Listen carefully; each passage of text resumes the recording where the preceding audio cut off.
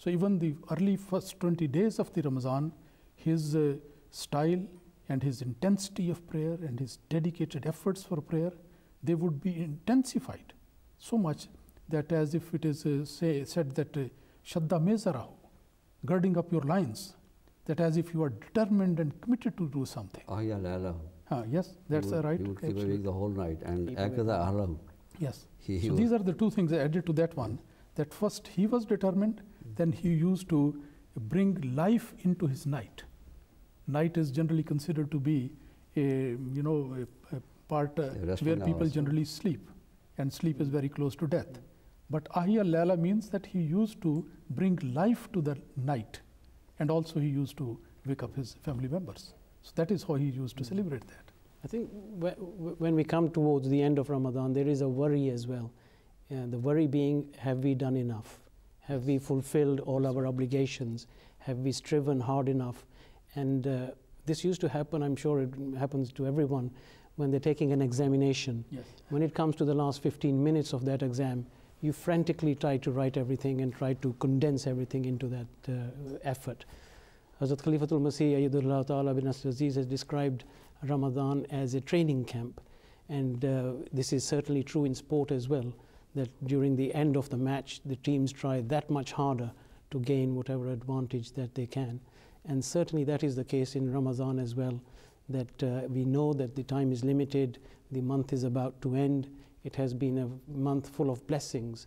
And if we miss all the opportunities now, then we will not have these for another year.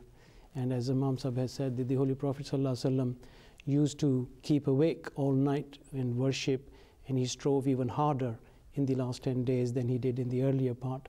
Not only that, but he would awaken his family also to take part in devotions throughout the night.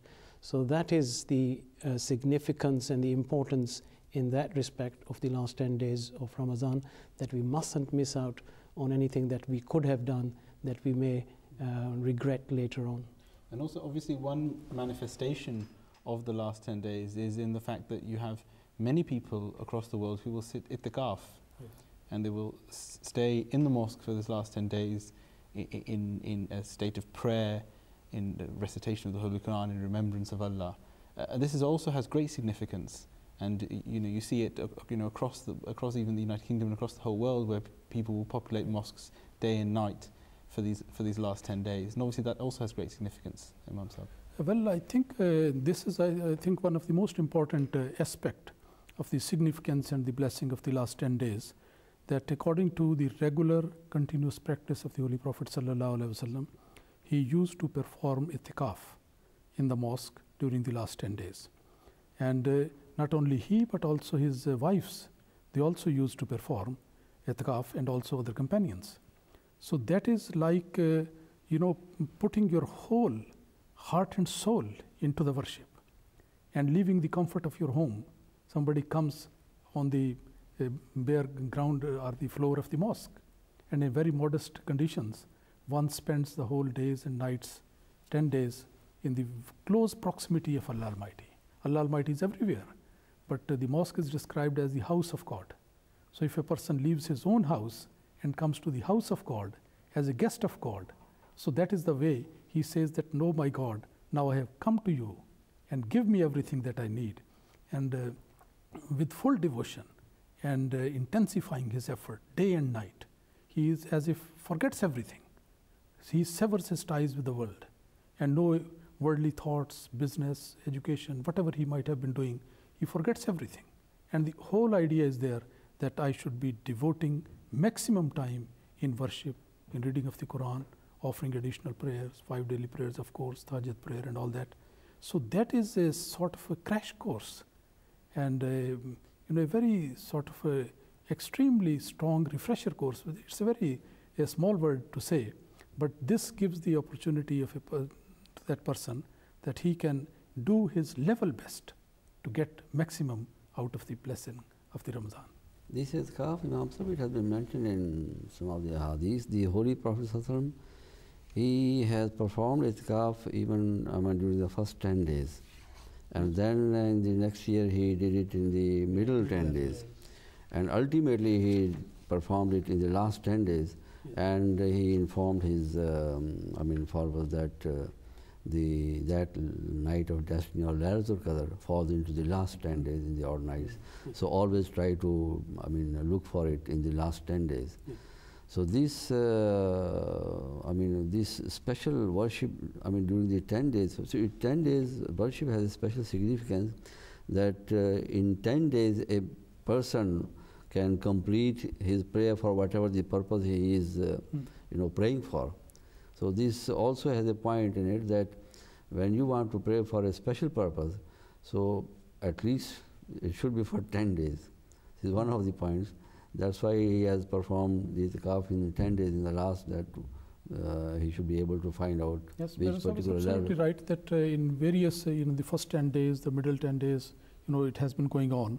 Yeah. But the one thing which towards the end, the last 10 days, that was his continuous regular practice towards the end, that is why that noble example is followed by all the people, and it has to be for 10 days with the basic requirement of observing the fast and not doing anything else, except absolutely essential, which are according to the rules and regulations. But otherwise, main point is to fully concentrate on devoting oneself to the worship of Allah Almighty. You're cutting yourself away from all worldly actions because you have severed your ties. In some religions, obviously, this is taken to the extreme. In Hindu hermits will spend their lives in like that, and Christian monks will also. But Islam does not permit that you spend the whole of your life in devotion, because we know from the example of the Holy Prophet ﷺ that he fulfilled many roles. He was a father, he was a judge, he was the leader. So he fulfilled many roles, and that is something that, despite that, he was able to keep himself away from worldly attractions. And this is the same with the itikaf as well, is that you have cut yourself off just for the 10 days so that you are able to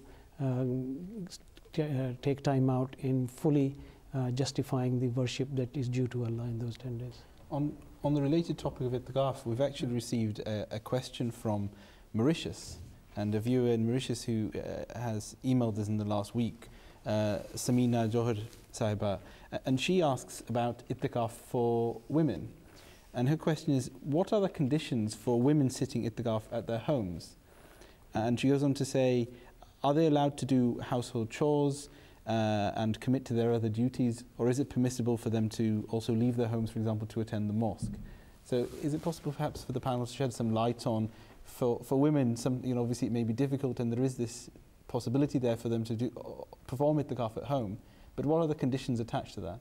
Well, I can open up the subject, then others can join with me. The first point I want to mention is that why some people raise this question whether ladies can perform itikaf in the mosque or not, and why the house comes in.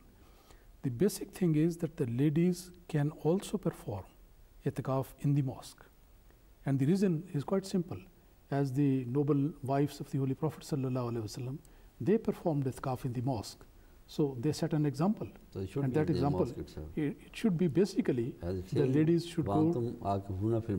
Yes. Yes. So itikaf should be in the masajid. In the mosque, and the ladies are also fully permitted, in following the noble example of the wives of the Holy Prophet ﷺ, that they can also perform itikaf. But there may be certain conditions.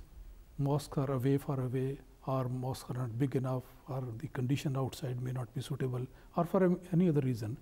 It is also advised that the ladies, they can perform itikaf at their homes. And in that case, the basic answer, perhaps I think that will cover all the things which she has mentioned, that the conditions basically should be the same conditions as performing itikaf in the mosque. Because you just imagine, if a lady is performing itikaf at home, and then she is cooking the food in the same way, she is hoovering the carpet in the same way, she is washing the laundry in the same way, she is answering the telephone calls in the same way. The child cries, looking after the children and sending the children to the school and this and that. If the whole pattern of the daily life remains the same, then what is the difference in her life, sitting at performing itikaf and not performing itikaf? I think the terminology itikaf will not apply on that case. In that case, so it can be a sort of worship. It can apply, but the idea is that in that case, some part of the house should be properly Devoted for this designated purpose. as such. Mm. Maybe a room is there Mm. or part of the room, whatever the condition. But then the lady should spend most of the Most time of the there. time. And the other family affairs like food, food cooking and washing and other things, that should be delegated to somebody else. Otherwise, she won't be able to do justice. So then it will be just, Worship, but not as in name, but not in reality She there. has to recreate the spirit and the atmosphere yes, of the exactly. itikaf at home. So the home becomes, as it were, the mosque for her in Yeah. those last 10 days. And whatever is permitted for her to carry out in the mosque, then that is permitted for her to carry out at home. Whatever is not permitted for you to carry out in the mosque, then that is forbidden to her at home as well. Only can the real spirit of the itikaf be carried out.